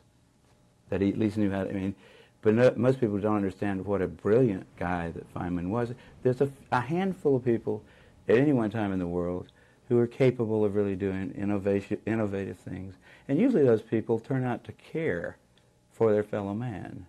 They respect them in a way, although they don't think that most of the people, the great masses of people, really are going to be able to understand what it is they're doing. It's got to, before the transistor radio, most people didn't really understand who John Bardeen was, right? John Bardeen didn't know who John von Neumann was, who was 50 miles away, who needed those transistors really bad with his ENIAC. I mean, there's not a lot of specialized scientists. You don't expect everybody to understand what it is you did. I don't expect my mother to really understand how clever PCR was. I can't explain to her. It was only a few people, that really could see what a clever idea that was at first. Now everybody says, well, it's a wonderful thing because we hear about it all over the place. But see, what I'm saying is, if you're one of these people like Linus Pauling, I'm sure Linus did not expect to be appreciated. I find the scorn of the masses to be sort of a, if they love you too much, you're probably doing something wrong, don't you think? I mean, the guys that are, if they're willing to elect a president who lies right in front of them and says, I just put it in my mouth, I didn't inhale it. And by the way, Mr. President, it's illegal to have it in your mouth too, whether you inhale it or not. But somehow, if people say, well, that's such a clever way of getting around that issue. What is he? He's a real diplomat, right? He's a lying bastard is what he is. But we elected him. You know, there wasn't a whole lot of other possibilities. There never is. But that's the kind of people that you don't expect them to know whether Linus Pauling would be. You know, Linus's first paper about that business of ascorbic acid is all it took to convince me, just the theory. He says, look, here's where we came from. 20 million years ago, we're eating the tops of green plants, the little leaves. We're doing it all day long. It's not a very rich substance. It's got a lot of vitamins in it, and we don't cook it so to destroy the vitamin C. Now, we don't make our own. We got used to getting it from those leaves. When we come back down the tree, maybe we need it. You know, maybe we don't need it. But it's probably a good chance that, you know, you ought to look into it and see if you do. Because you change your diet drastically. And the vitamin C is one of those things, is, you know, the vitamin, you cook your food and you lose it. It's not stable to heat. I immediately started taking vitamin C, and it tastes pretty good. You know, and it doesn't hurt you unless you take, if I take more than 5 grams a day, I start getting diarrhea, so I don't take any more. But the fact that it won't hurt you, and that there's a good chance that it does something some very smart people say it's very good for you, and they have good reasons to say that. I'd say it's worth you know, it's worth the money that it costs. I take a lot of vitamins just because there's a good chance that our diet right now is not really optimal for our body. It would be unusual if it were, because we've changed our habitat completely, and it takes a long time for biochemistry to catch up with animals. They're fast. You know, they don't just sit in the same spot all the time, and we have to think about it. We're animals, and we are changing our behavior all the time. We might just need something from our last environment, and that one seemed to me like pretty simple, reasonable, that was a good idea. That's all it took from me, and then he had all kinds of data. But if he just said, take this poison here till you die, because I think you need it. I mean, that's what the CDC pulled off. Take this poison here until you die, because I think otherwise you might die. What do you say to the American public about stopping believing in the myth of AIDS? Well, in the first place, I would say, don't think of it as a belief. Science isn't a set of beliefs. It's not like Methodists and Catholics. Those people, Methodists and Catholics can believe whatever they want to, and they say, I will believe it. I'll stick by my story till I die, right? I'm a Methodist, pure and simple. That's okay for that kind of stuff. Scientists are not supposed to believe anything. Scientists are supposed to have some evidence that leads them tentatively to some conclusion or to some action. They're supposed to be able to show that to other scientists, any interested person, in fact, who's willing to understand what it is that was used as evidence, should be able to say, yeah, I agree with that. That makes sense, using rules of inference that we've used since Aristotle. Okay, and it's not complicated at all. You learn it in the 6th grade. Most scientists forget it pretty quickly. But science is not a set of beliefs. I mean, there's only one belief in science that you have to retreat to commitment at a certain point. You have to say, we do believe that if A implies B and B implies C, then A implies C. And we do believe that if P is a proposition which is true, then not P is a proposition that is false. That's all we have to believe in science. The rest of it is tentative, awaiting further study. And almost every single thing that is considered to be a fact in the 20th century, in another 200,000 years, will look very silly. You know, if you just picture yourself being a real bright Egyptian mathematician and thinking that you really understand math, and then see what you'd look like from the point of view of somebody in the year 2000. Did you really understand math? Nope. Was any of it right? Nope. It was all wrong in just a little way here, a little bit there, there were things wrong with it. I wouldn't be surprised if 200,000 years ago from now, Aristotelian logic turned out to not be. You know, it's already starting to look kind of funny because of quantum mechanics. Sometimes things are true and not true at the same time. Sometimes effect precedes cause. Time isn't quite what we think it is either. Nothing is certain in science. There's no room for beliefs. Beliefs are for things where you want to have a belief that helps bolster your courage in something in order to act. So that's what religion's for. You know, there you say, I'm going to believe in something that's going to help me to get through this mess out here that I've got to get through. And I'm going to do that because it's useful for me to believe that. And the harder I believe in it, the more powerful I get in a way. Especially if I want to start bossing a lot of people around and I can get them to believe the same thing. But that's a belief. The difference between that and science was established clearly, at least in England in the 17th century, by the Royal Society, the founding of the Royal Society is still around now. They probably don't remember this, that same bunch of assholes, the people that won't accept my papers anymore. But they said there's a big difference between empirical science. Empirical science is something that can be done in front of other people. You can show it on a stage. I can do my experiment in front of anybody who is interested in seeing the results, and we should all agree on the results. We don't have to worry about why. You know, we really don't. We don't ever, if you why long enough, you'll always come to a big because.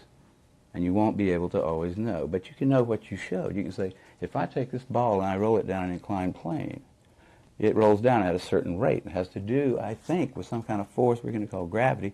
But I don't have to really know why it does. I can just show you that it does every time. We can make cannons that will drop balls on people's heads with the same principle. It works. I can show you that it works by making the cannon. I can show you by repeating the experiment. I don't have to know why, and I don't have to believe in balls because I can throw one at you. You know, I don't believe in them. They are there because I can pick them up. I have them in my hand. I don't believe in science. I don't believe in polio. Do you believe in polio? I mean, we are under the impression that there was a disease called polio, that it caused certain, when it got into your brain, it was terrible for you, and some people died from it. We have evidence for it, but we don't believe in it. It's not in some church somewhere. And if somebody came along 100 years from now, studied the whole thing and said, you know what, there wasn't ever a disease called polio, it was a mistake. It was something else. It wasn't a disease. It was just, you know, I mean, then you change your mind about it in science. You're always ready to have your favorite theory proven wrong. And if you're not, you shouldn't be doing science. In fact, most of the people that are doing science shouldn't be there. Children should not be encouraged to go into science, by the way. Children should be encouraged to avoid it unless they just can't stand not being scientists. It's not a wonderful area where everybody is happy and heroes. There are very few of us that get the chance to go over to Stockholm and pick up a prize. It's a hard job. There are a lot better jobs for people that have belief systems. I mean, if you want to believe in something, you can be a lawyer. You can believe in law. There's a lot of places in law where you can believe. It's okay. You can be in church. You can be a church person. You can believe there. You can be lots of other professions. You could be in real estate where you believe things. You don't do too well in real estate if you use too strict a belief system. But science is a place for people that just are too ornery to believe in anything. They say, show me. Show me why you think this is one way. And I'll try to show you another way. And we'll both do this, and we'll enjoy doing that. We'll debate about what is the actual outcome of the experiment. And we'll do it over and over again until we all agree. Then we'll move on to the next step. Make some gunpowder, something like that. Make cars. You know, we don't believe in cars. It's not a belief. They're there. You can get run over by one. You don't have to believe in them. We believe in things like God. You know, the Catholics have sort of forgotten that, and that's why they sort of took a hit by science this last century. It's a belief thing. It's faith. That's totally different from science. It's silly to hear people saying, you don't believe that HIV causes AIDS? You don't believe that? I mean, it's just a word, but it's a very, very important distinction, I think, that you know, that's why it's become a very emotional kind of thing, because people actually, they get personally committed to what really is a body of evidence that can be analyzed, you know, by lots of people, and at this point there's so much of it out there, nobody can really analyze it, all of it, but nobody can write a review of it that says HIV causes AIDS because of this. You know, if a postdoc were to write a review of their literature that showed without much doubt that HIV was the cause of AIDS, that guy would be famous. Now there's 100,000 guys out there who had the opportunity. 10 years has passed. We've been waiting for this star postdoctoral fella to distinguish himself forever and get a lifelong grant from Tony Fauci, but he hasn't shown up. No one has bothered to write a definitive review. Any journal would take it. That right there proves that HIV does not cause AIDS. By induction. Then what have we seen in the photograph? Have we photographed AIDS? Do we have AIDS in a test tube? Because if we haven't proven HIV causes AIDS, then can we show that what we're calling HIV is an actual organism? Nobody has actually purified HIV. There's no little bottle of HIV anywhere on the planet that's just got HIV in it. They have cell lines that they think that it's growing in. There are a lot of people that think it's not even there at all. But I mean, I wouldn't doubt that it's there. I think anything you can imagine is there somewhere. You know, but whether it's there or not is not the question. The question is, does it do anything with regard to these set of diseases that we've now called AIDS? And it's such a tangled web of madness by calling all those things AIDS, by just making it more and more and more complicated to figure out what causes what. See, it's like, that's not the way science works. It's a real bizarre thing to have 100,000 people being paid to do something that strange, to take a whole bunch of diseases, to lump them all into this one big thing. This great, I mean, pretty soon there won't be anything that's not AIDS if they keep going at the rate they're going. You say, well, let's see what will happen in 100 years. How many diseases will be on that list? They put uterine cancer on there. That was stretching the imagination quite a ways, wasn't it? Throw uterine cancer in there as one of the indicator diseases. You got uterine cancer and HIV antibodies, you got AIDS, honey. And we need some more females, by the way, with AIDS, don't we? What do you think of them giving Social Security benefits, disability cards for automobiles, free plane tickets, free bus rides, free meals to people who test positive for the HIV antibody and show any indication like night sweats? And by the way, then a person never has to work again for the rest of their life. And in England, they give them a free car to drive. And yet here, with cancer, with Alzheimer's, and with major disabilities that clearly are disabilities, they don't give you anything. Yeah, I've heard about all that stuff, and it is very difficult to understand from the point of view of the so-called the neutral observer why that would happen. But if you look at the details of it, you'll find out why. Because this guy gets some money, this guy gets some money, and this guy gets some money. This guy gets. They give me a free parking sticker down at the parking lot by the Scripps Pier because I'm a Nobel Prize winner. If they did, I'd take it. And I don't know whether I should have one or not, but I like to surf down there and I like to park in that lot. But I mean, people will take things if you give them to them, and if the process of giving out the money everybody's always skimming it, right? I mean, in government handout things, if somebody's always making money off the process of giving it away, don't you think? I mean, and it's become such the issue of this ridiculous thing, this whole, it's like. It may be that we'll never understand how we got into that because it's so complicated.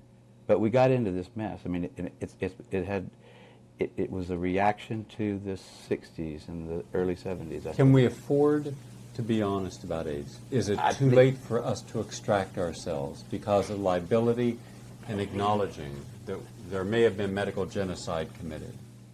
The first time I heard Charlie Thomas say this, I thought, Thomas, you're being a little bit too rude there.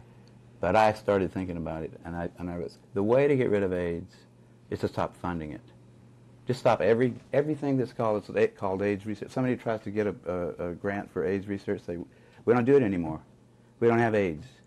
If you want to study pneumocystis carinii, we'll maybe look at your paper and see if you've got something to say about that. You want to study any one of those diseases by itself, try to cure it, we'll talk about that. But we're not going to talk about AIDS anymore. Just like in the 17th century, they decided to stop talking about God in science. It was too complicated. It started a war. You get Catholicism gets confused with science, you have trouble. And I think here we've got a similar kind of problem. We've got a religious phenomena almost, a large segment of the population that has very strong opinions about something and beliefs, right? I mean, that's a religious kind of a thing, and it's tangled up with science. It needs to be untangled. The way to untangle it is to use the analytic kind of method that we used before. Pick them apart. Don't talk about this overall disease called AIDS. Say, have you got pneumocystis carinea? Have I got pneumocystis carinea? That's a question we can answer. We know that organism. We can detect it. What do you do about that, you know? That's a reasonable question. But whether or not you have AIDS or not is not. Because the definition of AIDS is so complicated that nobody can understand it. You know, and it's like, it's the same kind of thing it's like it becomes, when beliefs get tangled up with facts, matters of fact, become matters of religious kind of significance, where if somebody gets mad at you for asking him a question in a scientific meeting, or says, we're never going to have Kary Mullis at the European Union of whatever kind of scientists, or they put it in Nature, because he came in there and had the audacity to tell people that it might not be that bad to have sex, that AIDS might not be something you get from sex, that I don't see any evidence for it, is all I said. I don't see any evidence for it. Why? You can't tell young people that. We'll never have you in Europe again. I mean, there was actually that sort of kind of thing. See, that's a religious thing. That's what you walk into a coffee house in the 17th century in England and say, I don't think we should worship the Pope here anymore. I don't think we should pay any attention to him. And some people would get mad at you. That's religion.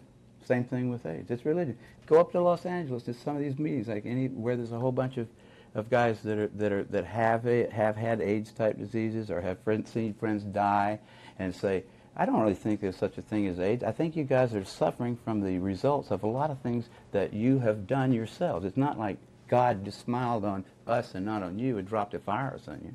It's because you've been not eating well, you have not been sleeping very much, and you have let yourself get run down. You've also gotten into a panic about the whole thing. You've fallen for their stuff, man. You've taken their poison. Science is a big institution, and most of the people there aren't scientists. You know? What do you think of all these people now who are willing to take what sometimes are very brilliant minds and apply it specifically just to helping a major industry market a product, even when the results of what that company need do not always match the actual science behind it? I mean, you're talking about the marketing people, marketing people? Well, you got to be a little cynical to be a good marketing person, probably. You know, I mean, a little bit. So, but I don't think, I'm a libertarian in that regard too. I think let them do it. It's not, you know, they're not forcing you. If you're dumb enough to watch that box over there and do what it says to do, then that's your problem. It's not mine. And I think it's all right for people to try to, you know, suspend your good judgment for long enough to get your wallet out, whatever. I mean, I think that's okay. People should be subjected to marketing. They shouldn't think that it's, I mean, most people actually distrust marketing. They see it as for what it is. They don't realize that when Tony Fauci gets up and starts talking, he's marketing too. They don't, and that's what they really need to learn. And I think go back to something you said about when you get up to give a lecture with people with AIDS and some of the AIDS organizations, they're willing to cut you to pieces. Oh, a lot of them just get angry if you suggest that it's got anything to do with the behavior, if it's possible that it's a behavioral thing. You know, there was these guys that lived next door to me in Berkeley a long time ago, and they were homosexuals, and we'd played cards together out in front a long time, and then the bathhouse stuff started happening. Those guys started going over to the bathhouses, and I was waiting for the heterosexual bathhouses to happen, but they never did. So I didn't go over there. But I noticed over a couple of years that those guys got paler and thinner. But you know, they're coming in at 5 in the morning. You know, take a little amphetamine, go to work. Don't eat very much. Come home at night, head out to the bathhouses. I mean, it was a fascinating place to be at that point. That was a wonderful time in their lives. And I mean, I sort of regretted that I wasn't a homosexual myself. But I saw that those guys were sick. You know, I mean, I could tell just by looking at them, because I'd known them before they started doing that. They weren't normal, healthy males between the ages of 24 and 45. It was obvious to them, I think, that they were abusing themselves. I mean, if I go 2 nights without sleep, I know I've done something bad to my health. My little cuts don't heal quite as well if I don't sleep, and all kind of things. Everybody knows that. Those guys somehow decided, when they started dying, that it wasn't their lifestyle, which was radically different from other people's, that was causing it. It was something else. And then here comes Gallo and Montagnier and the NIH saying, that's right, it's something else. It's something you didn't have. You're not responsible for it.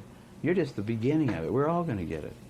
And they liked that so much, because they said, we can go right ahead and do what we're doing. We just have to do a few little things differently, and then we'll be okay. They cling to that, you know, and they think if you suggest that it's their activity, the way they live their life, that you're a homophobe or something, you're some kind of an idiot. There's something wrong with you. There's some of them that aren't that stupid, but you know, there's a lot of them that are religiously associated with the notion. They believe in the notion that it is an infectious thing that will eventually sweep across the planet and kill everybody. That's what they've been hearing that, and they like that better than the idea that maybe this experiment, you know, in a radically different style of life failed. Maybe there were some things lurking in there that weren't really going to work. And it seems reasonable when you start doing a whole lot of different things that something might just go wrong. I mean, it's a complicated system, a whole bunch of, you know, people just quickly changing all their habits and starting to do all kinds of things that they haven't done in the generations before. Have you ever had a time in your life, I want to add on to some, I want you to go a little further but in a little different way. Have you ever had a time in your life where you really burned everything out? You just couldn't stop whatever you were doing. I mean, if it was having sex or staying up late or drinking or whatever, maybe for a week or 2 weeks, you just went on a real rip. Last week. How did it feel? Yeah, I felt, I'm going to get a Coke out of here, okay? Yeah.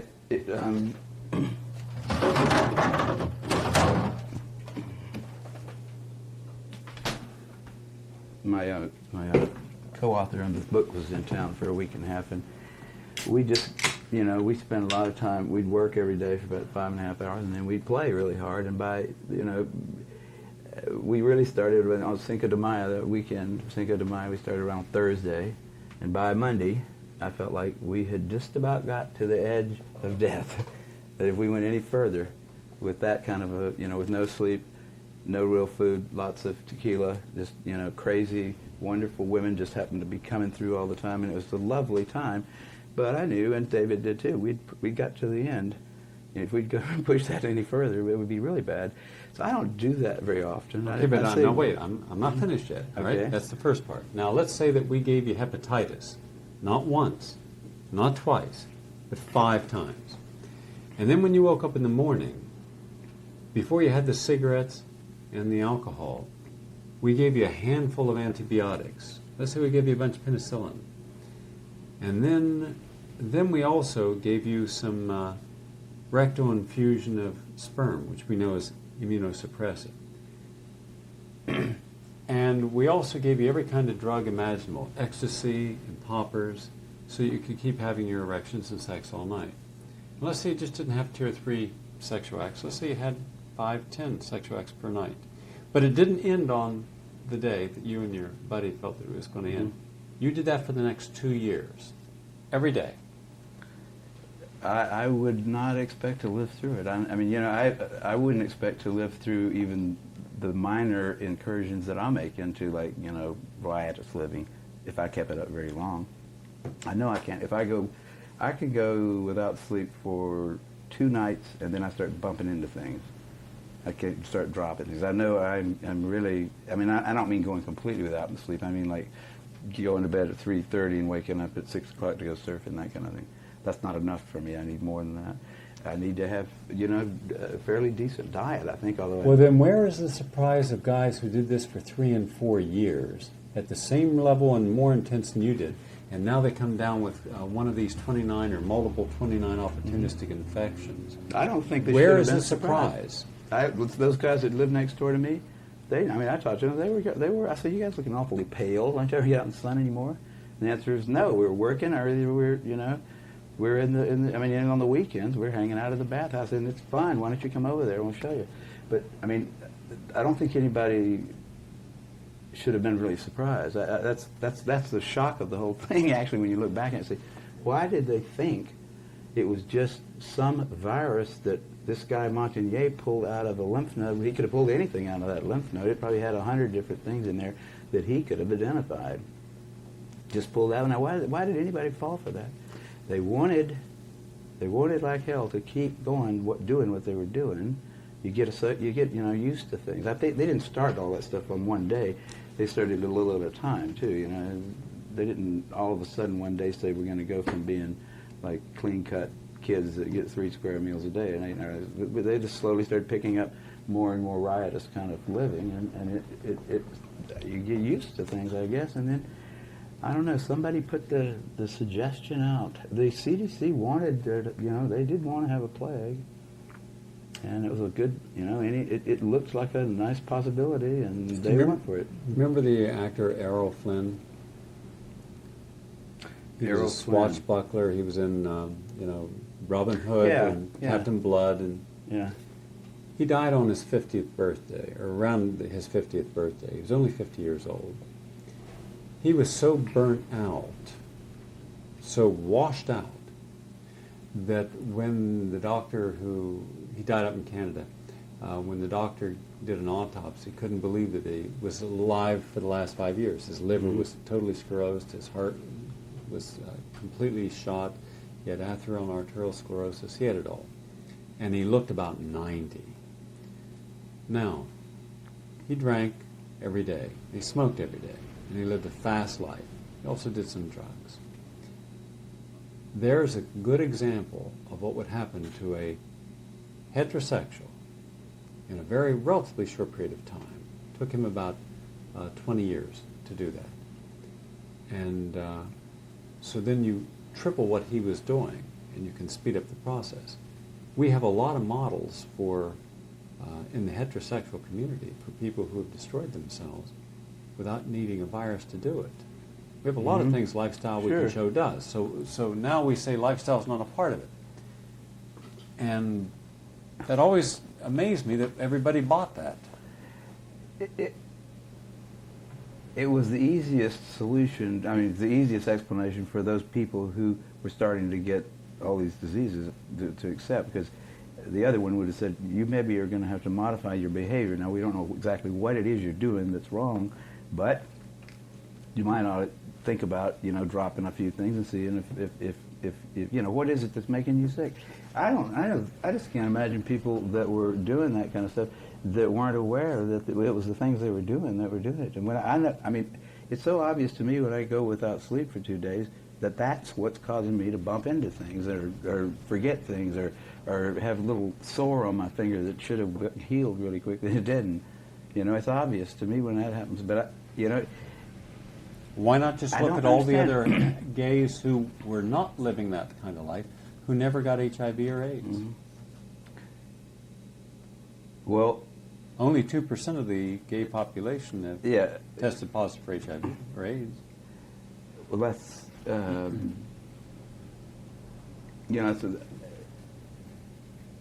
there's so many. It's when you this particular whatever it is, you can't call it a hoax, you can't call it a conspiracy, you can't call it. It's something that's so bizarre that to try to explain it to somebody, they don't. It's almost like they can't possibly believe how bad it is, how dumb it was, how crazy. That's one of the reasons I think that Duisberg had a hard time convincing anybody at all, because he was saying, look, every single thing here is wrong. There's no evidence that it is. There's plenty of reasons to doubt it. There's just, every bit of the data is wacky in some way. All the conclusions are wrong. All of them are wrong. That's what I think. That's when if there's been one little thing wrong, then it's easy to say, well, here's one little thing that's wrong here, and people will deal with that a lot easier. Than the entire AIDS establishment is absolutely guilty of some hideous sins, and everybody's been fooled. Everybody on the planet has been fooled by a handful of greedy people without any scruples and no brains. That's hard to believe. See, I was like, no, it can't be. My mother wouldn't go for it. I said, Mother, I've studied this really well, and I'm telling you, there ain't no epidemic, Mom. There isn't an epidemic. There isn't anything out there that is causing people to die that's called HIV. It's just not. No, Kary, I read it everywhere I look. I go, you know, and Mother, the entire medical establishment is wrong, and I'm right. No, you can't possibly be right, Kary. They wouldn't do that. They couldn't possibly be wrong. Every radio station you listen to, every television station, everywhere you turn, there's somebody telling you that there is an epidemic of some organism that is fatal and that you get it from sex. So how can you come in here and tell me that? Do you think that it should be renamed Dumb or Dumber? Dumb or Dumber? After the movie? You know, I think that some of those people really ought to be, you know, there's 100,000 of them, right? Yeah. There's probably about half of those people are just too dumb to know what they've done. The other half of them have just been too dishonest. They have not the heart or the reason or the testicles to say, you know what, we screwed up really bad. And I think we've got too many scientists anyhow. We might just take those guys out, Alamogordo, and drop another bomb out there. Just get rid of them. I think that we're going to do that to, the guy that killed 200 people in Oklahoma. He was an idiot, misguided, but powerful. He could make bombs. These guys are the same way. They're idiots, misguided, and they're powerful, and they have been killing people right and left. And the people they hadn't killed, they think of all the suffering and misery they've caused. Just the fear of AIDS has probably killed about 1,000 people. Just the fear. It doesn't make you feel good to think you might be getting a fatal disease all the time and worrying about it every morning. Say, is this cold the beginning? Is this flu the beginning of AIDS? A lot of people with HIV are always worried. Every time they get any little disease, they're worried, sick about it, and some of them probably end up dying just because they're worrying about it. Worries. It's not one of those things. Bone pointing. It's what? Bone pointing. Bone pointing, yes. It's sort of like bone pointing. Yeah, the Aboriginal quality of pointing a bone and condemning someone, and that allows them to go out and die. There's things that I can see there, but I just don't know how to talk about it. If you look at them long enough, you see there's a lot of interesting stuff there. And that's probably the way atoms look somehow like that. And they go down infinitesimally in structure. You don't get down to any shiny little balls anywhere. And just all the things that we really started with when we started trying to decide what matter was made out of turn out to not make sense in light of what we find out using those assumptions going in, You come up with something like a neutrino. Well, that's a cool little particle, isn't it? No mass, but angular momentum.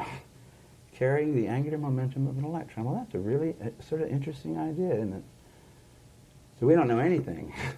And it's like not unlike, we're only here because we learned how to eat, not because we had slide rules, We're here because we know how to eat and mate, and maybe bring up our young to where they can do that. And that's not, it's shocking to me that we know anything. That we can build a jet plane that can usually fly is an amazing. It's got to do with we cooperate. We have written language, and none of us could do that. Actually, I couldn't even make a book. By myself, I couldn't make a damn Coke can if I had to. I don't know all the things you need to know. None of us is very smart, really. We don't know anything much. I know a few things, and you know a few things, and all of us together, it's a miracle that we're here. And I don't think it's the weak anthropic principle kind of thing operating either. I didn't go for that. I think it's stuff that we just, it's way beyond our comprehension. That's why religion is a thing that people do continually seek out. Some people somewhere inside of you know that it's a lot weirder than that. It's stranger. I think some British guy said, life, the universe is not only stranger than we imagine, but stranger than we can imagine. And I think that sort of, that is something that struck me a long time ago as being, we're pretty arrogant to think that just by learning how to copulate and eat and raise our kids, that we're going to learn about the inner workings of the entire universe. And when we run out of information, we just come up with something like the primary, first, the way you start in cosmology, you say, well, if you can't see it, it's like everything you can see. Right? If it's the whole universe must be homogeneous, because if it weren't, we wouldn't be able to talk about it here in this classroom, right? That was lame the first time I heard that. And I said, wow, that's right, because you couldn't talk about the whole universe, since 99% of it's invisible to you. So you have to assume that the same laws apply everywhere. If they don't, then you can't even make up a theory about it, right? It doesn't matter that it's not testable at all. I have my own cosmology published in Nature, by the way. That was funny as hell. When I was a second-year graduate student, I published a paper called The Cosmological Significance of Time Reversal in Maddox's magazine. And he took it. And I wasn't a cosmologist or even an astrophysicist. I'd read Scientific American a little bit, taken some acid, had some dreams about how things were, wrote myself a paper and got it published. Suddenly I was writing, I was saying, Big Bang Theory is not right, and then steady state theory is not either. This is a good idea right here. What about it? Published it. When I sent PCR, no thanks. They rejected it. Nature rejected the PCR paper that I wrote, and so did Science. Both of those austere magazines. But Nature took the cosmological significance of time reversal, which was the sort of lunacy of a sophomore, a second-year graduate student in biochemistry. When that happened, that was my first real shock about science. I said, there's nobody minding the store, There aren't any wise old men up there. How could this happen? How could they let me publish this theory in Nature? It's not like in some backwater journal. Nature. A lot of the professors in the department said, what in the hell is this? One of our graduate students just put his own paper in Nature, and it's not even about biochemistry? It caused it's weird what that did to my career at Berkeley. People said, well, he's weird, but AIDS is a lot of people think of it as a conspiracy by some group or something like that. But it's just something that happened. It's a thing that really fit right into the historical framework, and it went exactly the way a sociologist looking at history would have said, yes, something like that ought to happen, and it happened. And there's the thing that I learned back in 1968 when I first published a paper by myself in Nature in a field that I had no expertise in at all. There are no old wise men up there at the top of science, which I really did until 68. I would have thought, if you try to publish a dumb paper in a journal like Nature, it won't get published. If you try to publish a good paper in there, like I later tried to publish PCR, the invention of PCR, in the same journal, and they didn't take it. So it's up there. There isn't an up there. There's no place up on the Academy of Science is just a bunch of idiots, just like everybody else. The editors of journals, austere journals even, they're just busy with their little lives and stuff. There are no old wise men up on the top making sure that we don't do something really dumb. And we are kind of like the children of the apes that we came from. We're naive, and none of us even knows how to make his own shirts. We don't really individually amount to a whole lot. We have a pretty neat thing going here, and I like it, but you can't think that there's really some council of elders or something watching, and there certainly is not some austere body of people that are not self-interested, that are really looking at medical science and making sure that everything works or that nothing really dumb happens. We're on our own here. Kary, what would happen if half the scientists in the United States came here, could live right across the street from the Pacific Ocean, see beautiful sunrises, sunsets, have a lot of nice sex, have a refrigerator with beautiful women with nice bodies, hang out with some good people, and enjoy this kind of lifestyle? You think you get a little different? Would they be different? Would they be different?